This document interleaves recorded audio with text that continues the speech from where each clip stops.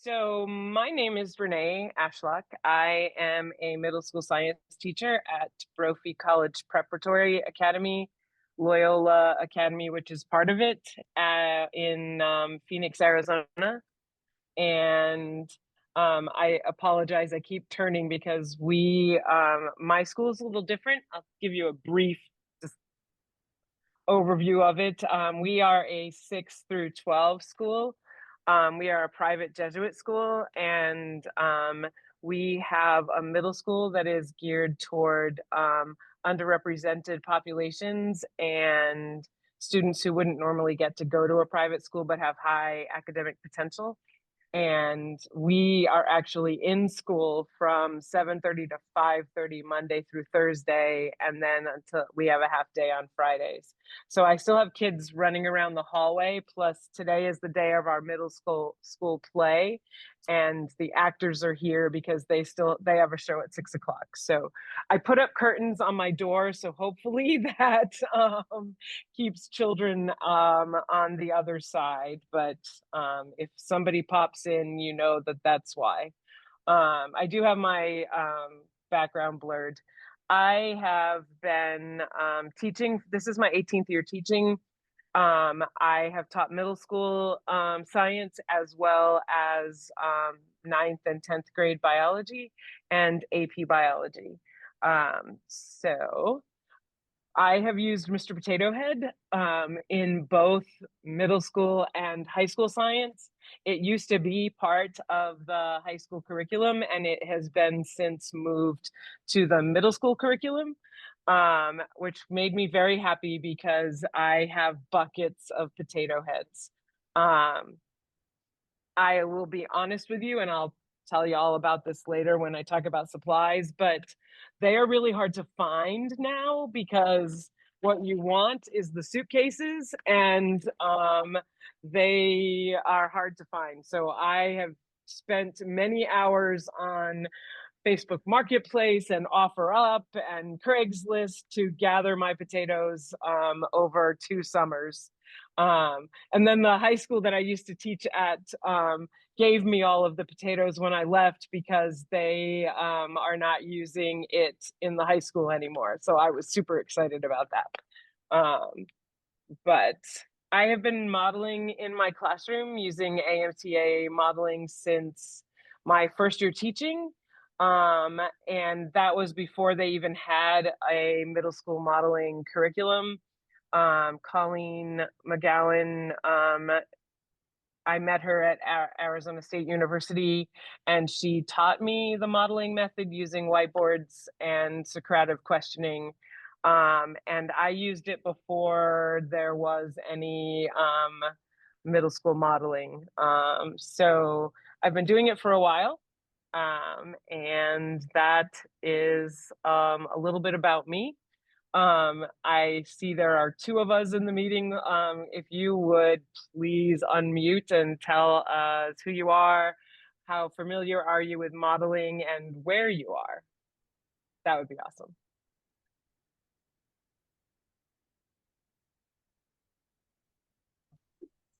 Ben, would you like to go first? Sure. I'm Thank Ben you. Ramsey. I'm in New Hampshire. I've been teaching 28 years, mostly biology and chemistry. And about 4 or 5 years ago, I did both the AMTA chemistry modeling 1 and 2, and I just haven't had an opportunity to do the biology modeling, which I'm hoping that at some point it'll be offered somewhere nearby.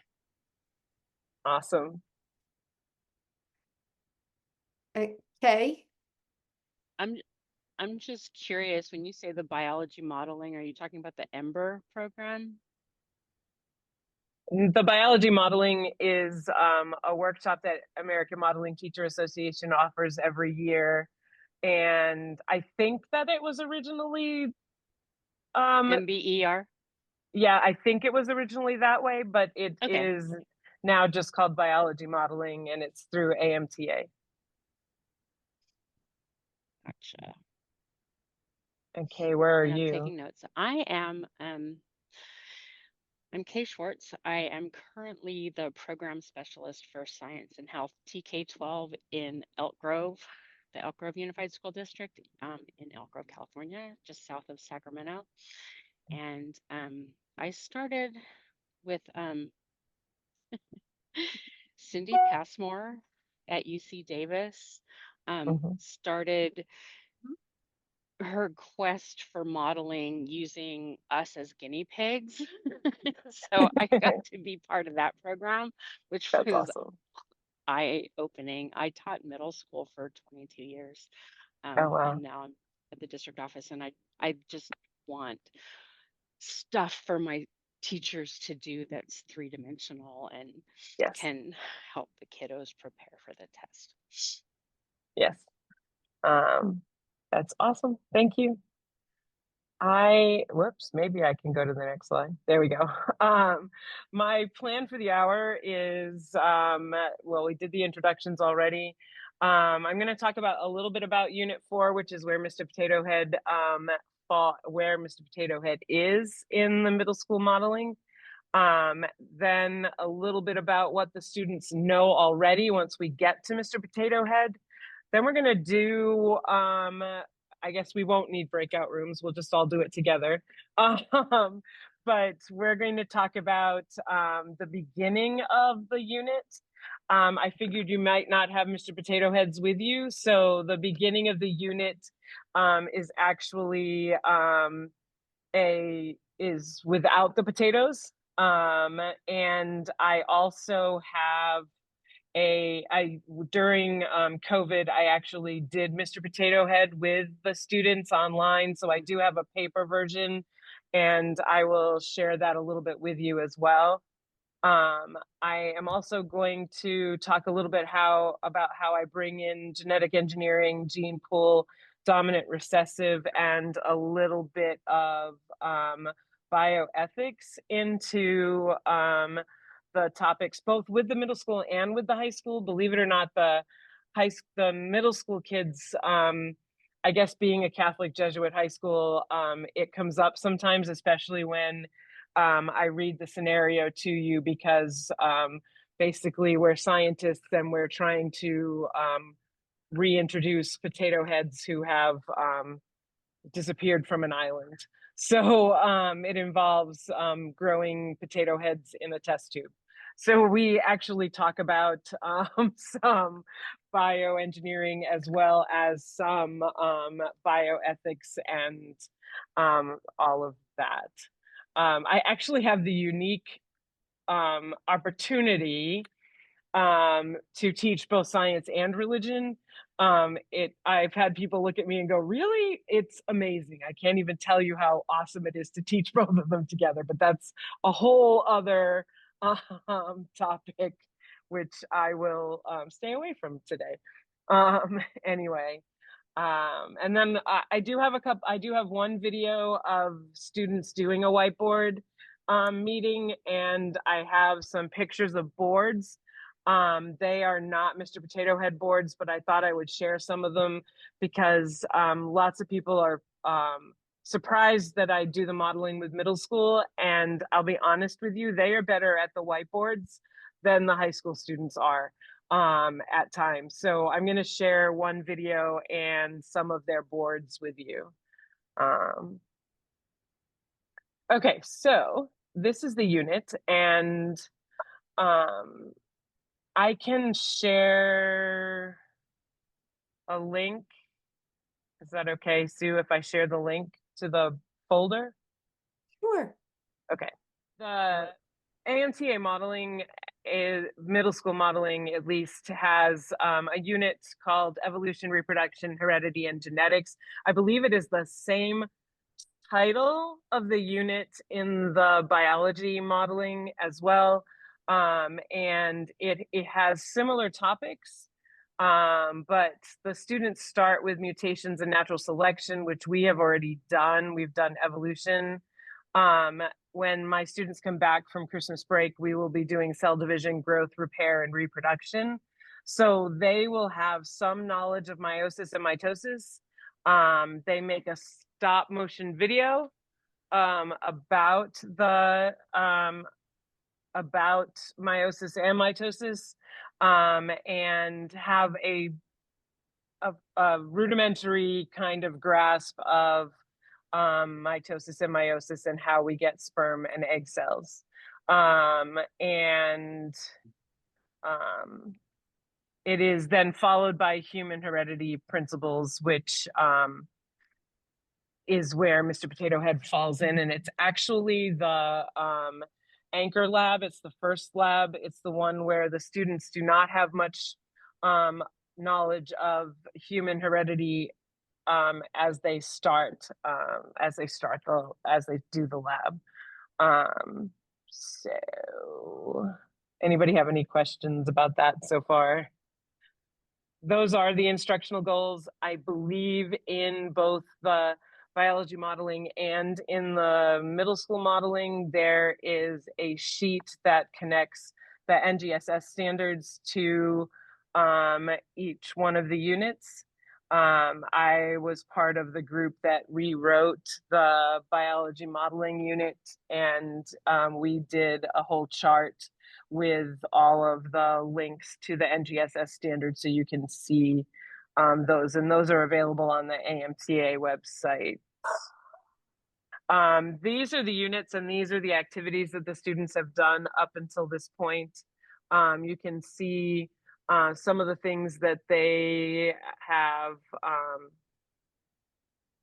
talked about, the topics that they have done. I do supplement some of the modeling curriculum with things of my own, but I use the modeling with the whiteboards and with any material that I use. So basically, I start with some kind of discrepant event that the students may or may not have had any knowledge about. We do some kind of a lab and I have them whiteboard the results. And on all of our whiteboards, we have 3 things on them. I have them do some kind of a graphical representation of the data from the lab. I have them do a verbal explanation of that. And then if they can draw pictures of the lab, they draw pictures as well. With middle school students, sometimes I get some really interesting extra pictures. And when I was first doing it, I would walk around saying, erase that, and then I gave up with that fight. And as long as they are school appropriate, some of the kids finish faster than others. And if they have a few doodles on their board, I usually let it go.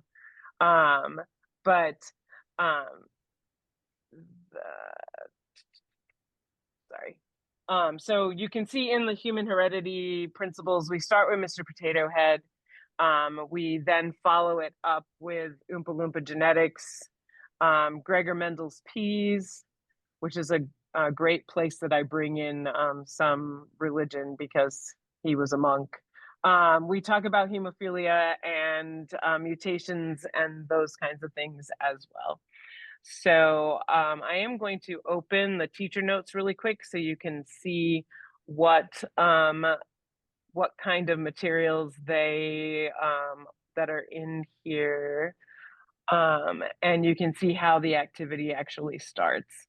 And then we're going to actually do part of the activity so that you can experience it from their point of view. But for the very beginning of it, there is not many materials that are needed for the first class. I have block schedules, so I will say that the pacing guide is not quite accurate for middle school. Things tend to take a whole lot longer than they appear to take on paper. But because I have 80-minute classes, I can get the whole first part of the lab, the whole first lab done in one class period, which is really nice. But at the very beginning of the lab, we do basic, what traits do you have? And they talk to each other about it. And then I arrange students into groups.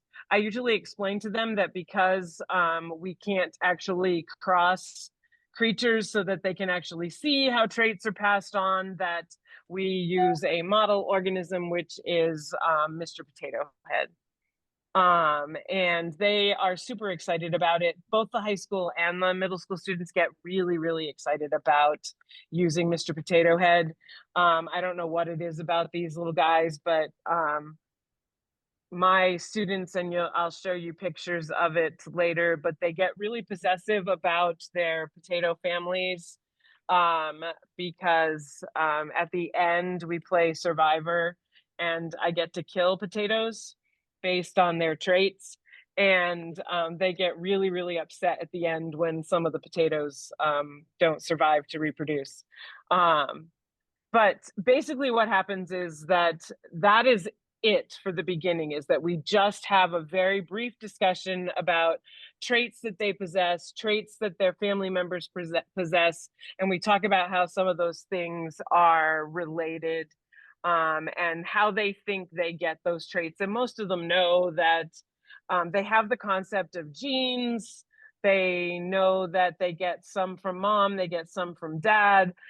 We've done mitosis and meiosis, so they have some knowledge of alleles, although they don't know exactly what all of the words mean completely.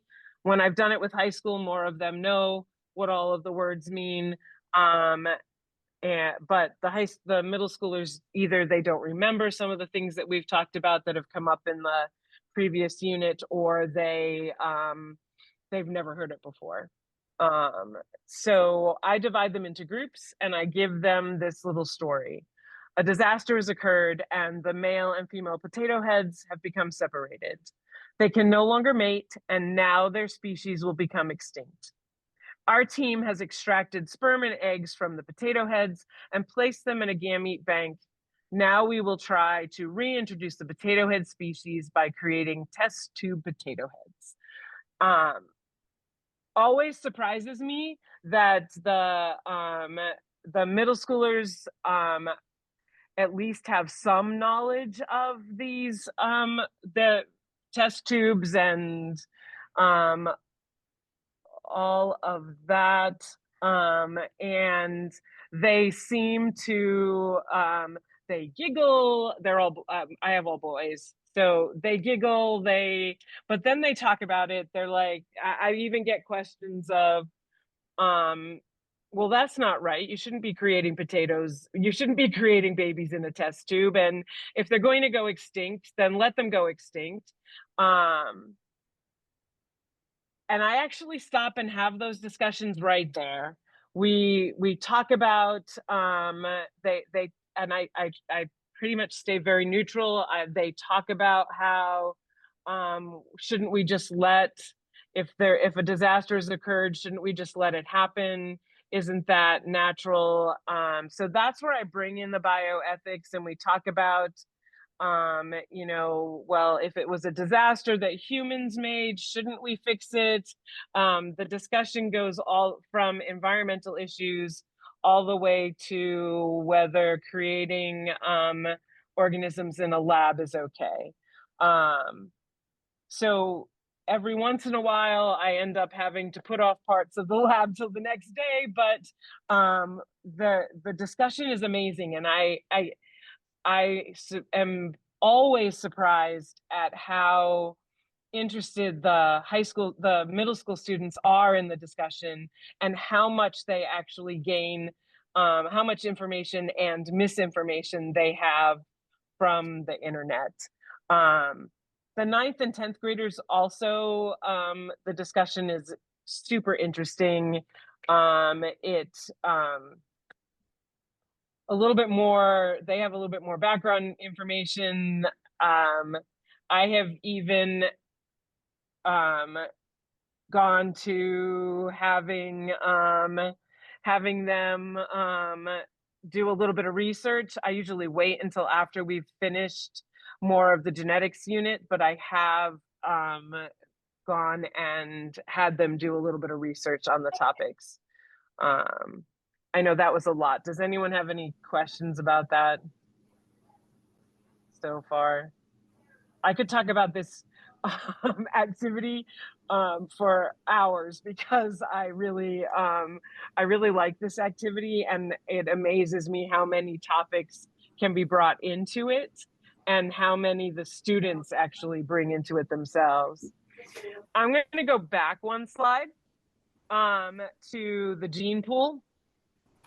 So once I've divided the kids into groups, they have this giant gene pool of sperm and eggs. There are 4 of each kind, and there are 4 sperm and 4 different eggs that are available. They are usually upside down, and I have the kids pick randomly. I will be honest, I do stack the deck. I know how many pairs I have, and I kind of plan for how many. I try to make sure that there's a fairly equal number of each one of the sperm and eggs so that they are all represented in the final activity. And you can see that there's a whole bunch of letters on the sperm and egg. So if you would like to act like a student for a moment, basically the directions are this. So let me give you the directions, and then I will have 2 of you take one group take egg 1 and sperm 4, and I'll have one group take egg 3 and sperm 2, I guess. And you can see those on the slide. And what I ask the students to do is to observe. The very first thing they do is observe the sperm and egg, and they have a whiteboard, and they write down what are similarities and differences that they see on the sperm and egg. At least in middle school, the curriculum before this doesn't really assign letters to genes and sperm and egg in it doesn't really assign alleles at this point, so the students typically don't know what all of the letters are. But I ask them to observe how the sperm and egg are similar and different, focus on the A gene for potato head shoe color, and answer a couple of questions. What process did this gene get into the gametes? And they do know those words because they have just done meiosis and mitosis. And to describe the mother cell, how many copies of the A gene were in the mother cell? What are the possible combination that the mom could have had? Because we only know one at the moment. And on a whiteboard, they draw a diploid parent cell. So this sperm and egg basically combine to make a diploid parent cell. And they draw that diploid parent cell on their whiteboard. And I don't give them much other information than that. They know some of those words from meiosis, but I don't give them much more than that. So I'm going to take this back to here so you can see the sperm and egg cells. They are also in the file that I posted. So if you want to pretend you have a whiteboard, maybe one of you can put it on a piece of paper. We are going to go into breakout rooms for about 5 minutes or so, since we're not middle schoolers. Can you just clarify what you would like us to do? Sure. So on your whiteboard, you're gonna look at the sperm and the egg, and you're going to write down your observations. Basically, what do you see on the sperm and the egg? What do you think they are? What might it be? And then take a look at the gene that is labeled A, and make some observations about that particular gene. and whoops, wrong direction. And talk about with your partner about what process did this gene get into the gamete, and describe what the mother cell may have looked like, because you don't really know for sure. And how many copies of the A gene were in the mother cell. And then if this sperm and egg were to combine, what would that diploid cell look like? Does that make sense? No. And honestly, when I do it with the students, we do one part at a time. We do the observations first, then we add the other. I layer the other questions in after they have shared their observations. So it's more of a step process than what I'm doing tonight, if that makes sense. Okay, so Kay was asking me about do I ever have them just do letter colored papers to and they draw the papers, and the curriculum actually has Thirsty Bird. I don't do Thirsty Bird because it's a mess with middle schoolers, but Thirsty Bird, they actually have color cards representing the color of their leaves, and they exchange genes with each other. So they've already done that, but we do one where they are birds and they're eating beads. Okay, I'll explain that again. So Kay, ask your question again and I'll answer it with everybody. I was just wondering with the egg and the sperm, if, I mean, not just doing it on a whiteboard, if there was another way, like where you could print them on different colored pieces of paper and they could cut out the little letters and put them in the full cell when they combine. And she was explaining that that's done in a different way. So at the beginning of the unit, all right, let me share my desktop again. At the beginning of the unit, there's an activity called Thirsty Bird, which I was saying I don't do because it's a mess, because they pretend they're birds and they're drinking water, and they have genes. They have color genes they have yellow and blue for the hold on, my kids are coming through. They're bringing back stuff, I'm sorry. So they have cards that represent the color of their feathers, and if they are gold birds, they either have 2 yellow cards or they have a yellow and a blue card, and if they're blue birds, they have 2 blue cards, and they actually mate with the other people in the room by exchanging cards. And at the end of that activity, even though the material says not to tell them dominant and recessive, they already have an idea about it. So we add those terms in, and we talk about, if it were gold, it would be big G, little g, if they had a blue and a gold. So they have already done that. And what I do instead is an activity that George, who is one of the middle school modelers, he does the workshops.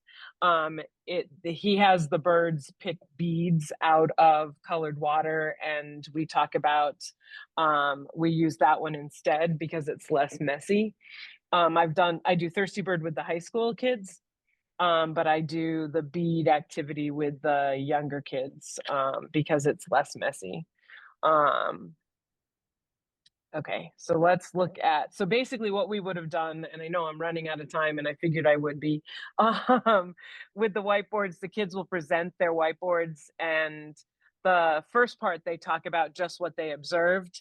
And then I have them go back and do the questions about, let me put that up there, focusing on the A gene, what did they see, answering the question about the process being meiosis, describing that the mother cell would either have, well, on the one that Kay and I had, we had egg 1 and sperm 4. So and the egg had a big A, I think. I lost the egg already. The big A, I think it had a big A. So mom could have had two big A's or a big A and a little A. I think that's what it was, or it might have been the other. But they talk about what the possible genes that mom would have had. And then they draw a diploid parent. And for the diploid parent, you can see that we were about to do it on this one. They actually go through and they put down what each parent would have contributed to the new potato. And I am going to show you, where is that? It's this one. So on their whiteboard, they actually trace the A gene all the way through meiosis, with the mom and the dad for whatever egg and sperm that they had. And then they use this. Can you guys see my screen? Because I can't see you all anymore because I messed something up. All right, there we go. So instead of using, they use this to put together the gene that they're tracing. So it's not exactly a Punnett square, but it looks a little bit like a Punnett square once they have it done. And we talk about the percentage of the offspring that could have been this or that. They list the percentage, and I thought I had a sample answer sheet for this one. Maybe I do. No, of course not. So this is what most of the time they end up with. Obviously, this is a picture with the letters written on it. But you can see the A, they follow the A through from whatever the mother had and the father had. And from there, we talk about what those combinations mean. And that is here. So for the potato head genetics, they have, where's the other one? Is it this one? Where's the one that I want?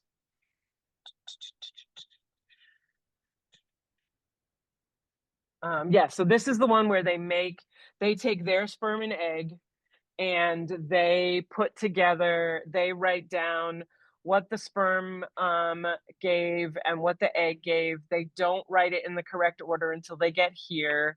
And we talk about what a genotype and a phenotype is at this point. I think that's in here. So from here, we introduce alleles during the whiteboard discussion. I introduce, we talk about the position of the alleles on the chromosomes. We talk about heterozygous and homozygous. We talk about how it would be difficult to write the actual description on the chromosome, so we use the letters. I go so far as to tell them that we talk about dominant and recessive, so we talk about that the dominant always comes first when you're writing it out, and it's a big letter, and that the recessive is the smaller letter. We have that discussion. And then they do this with the sperm and the egg that they have. And this is usually the second day. Once they fill out the sperm and the egg, they make their first potato. So is that this one? No. Oh, there it is. Okay. So this potato goes with this. So he has red shoes. He has black pupils in his eyes. He has orange ears, red nose. He has white arms, and he has pink mouth. And we go through all of that. And then we focus on, we put all the potatoes together and they look at them. and they see how that they all came from the same gene pool. I tie it back to the gene pool, and I'm telling you, this takes several days. And they go back to the gene pool. They talk about that there were 4 possibilities, and there were 4 possibilities in the gene pool. And they talk about I reinforce dominant and recessive by looking at how many of each color we have. And we talk about why there are more noses, why there are more red noses than there are what's the other color? Orange and yellow. We talk about why there are more pink ears than there are orange ears, and why did their potato get an orange ear instead of a pink ear. And I will say that I changed a couple of things down on this form. The the intelligence, which is down here with the multiple alleles, originally said genius, normal, and slow. The first time I did it, I was like, oh, wait, I can't do this. So we changed it to superhero, sidekick, and normal.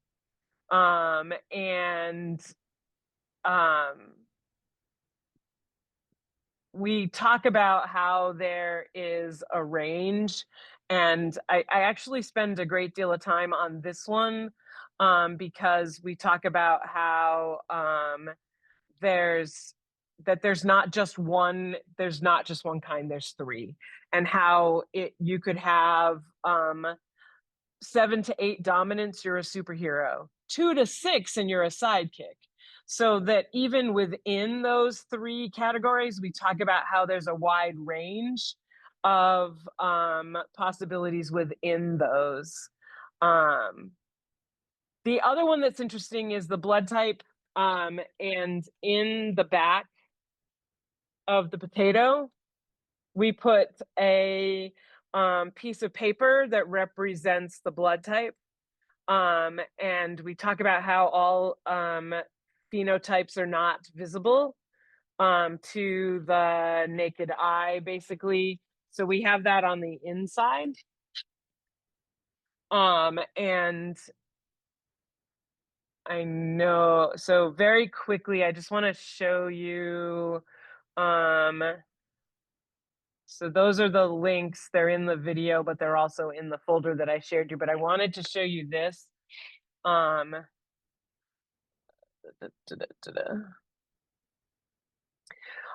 This is last year's 8th grade. We didn't get to it until May, and they were so done, but they had such an amazing time. And this is their potatoes.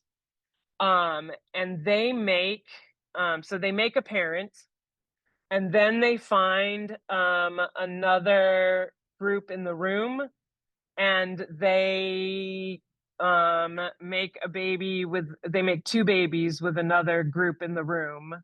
And I mean, it's middle school boys, so you can only imagine where all of this goes.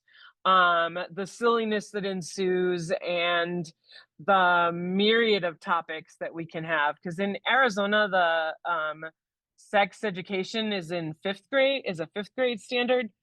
So they supposedly have already had this, but I have a wide range of kids who have never heard about anything, and others that know more than they should. So sometimes we end up in discussions there because now their potatoes are mating. So it becomes interesting. Anyway, but it just kind of goes to show how many different ways I can take this. And I try to plan it ahead of time, which angles I'm going to take, because this unit can take a very long time if I don't plan ahead of time for what units that I want to do, whether it's the high school or the middle school.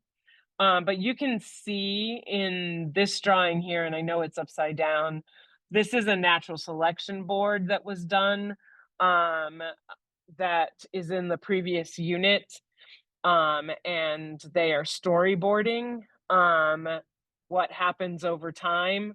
Um, and let me go to my next slide really quick because I there's so many things I wanted to cover, and um, let's see. This could be a whole 4-hour workshop. Where did I want to go?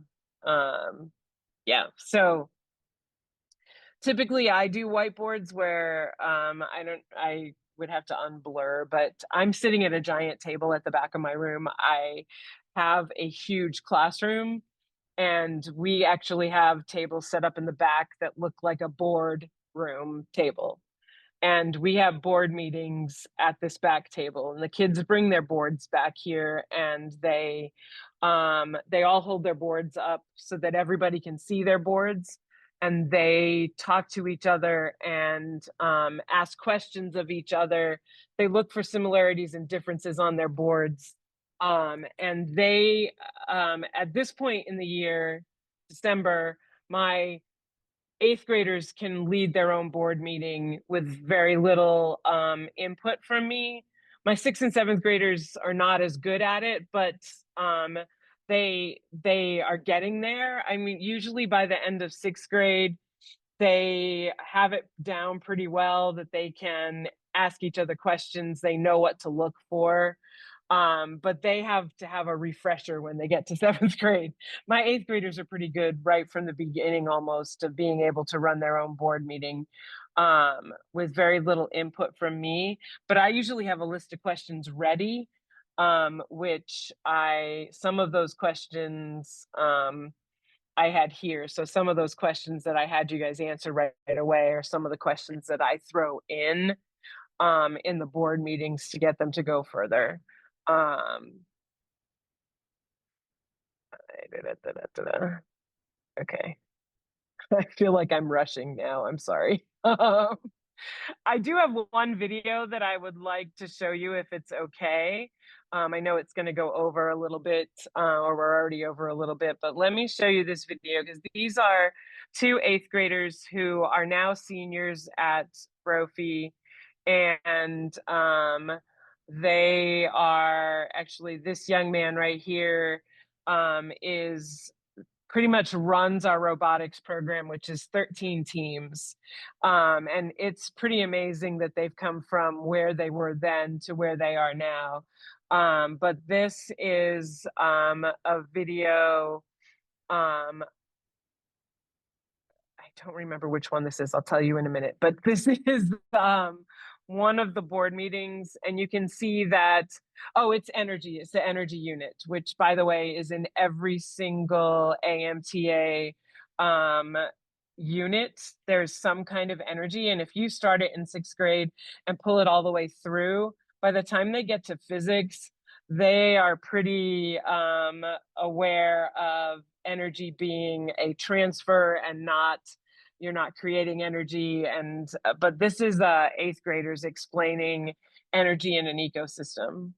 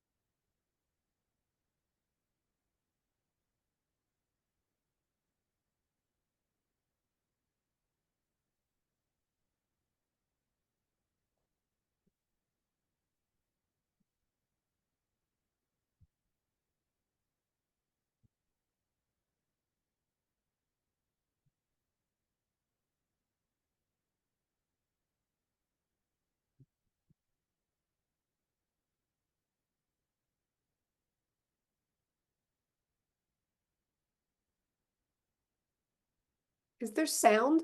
I can't hear the video. Oh, how do I do that?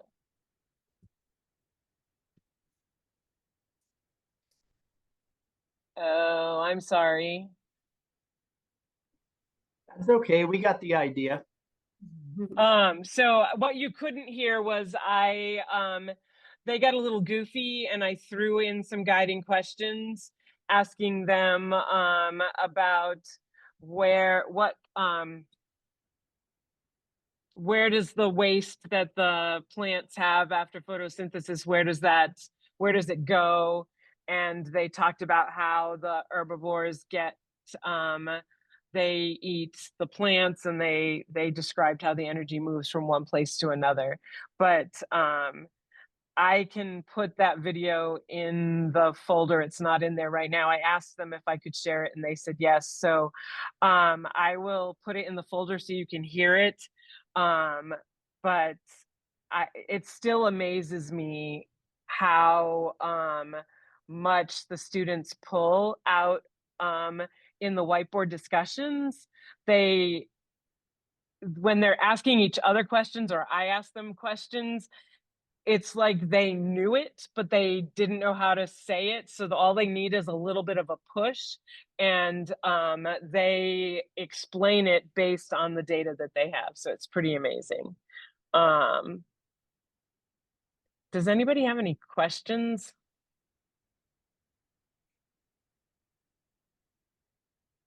I know I'm about 10 minutes over. Well, thank you. And again, I could do this in a 3-hour workshop. And get more of it done. But I wanted to just show that it's very versatile. There's so many different directions you could take it in. Mhm. Yep. Thank you. Thank you. Welcome. Have a good rest of And the there evening. is Oh, you too. And there is a survey on the last slide. okay. I'm sorry, I forgot to throw that up there, but there is a survey on the last slide. Perfect. Thank you.